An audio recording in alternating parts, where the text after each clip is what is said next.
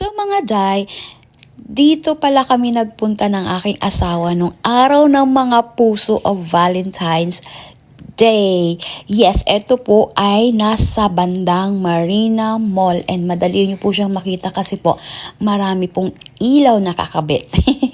So, ito po pala ay mga parang food night market. Parang ganun ba?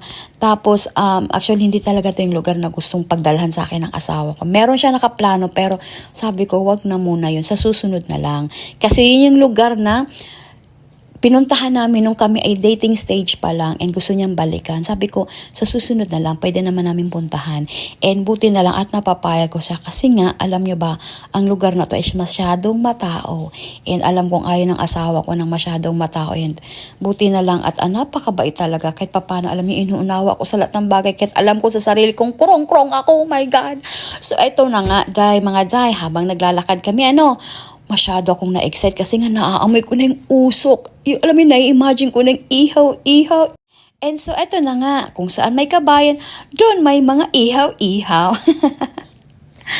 Day, eto na yung in-order namin sa halagang 160 dirhams.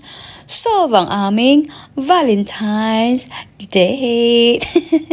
Masyado ako nag-enjoy talaga sa mga pagkain. Na-enjoy ko talaga siya sobra. Oh my God. So, ayun yung Valentine's date namin mga day. Kamusta naman ang inyong mga date ng araw ng mga puso? Eee!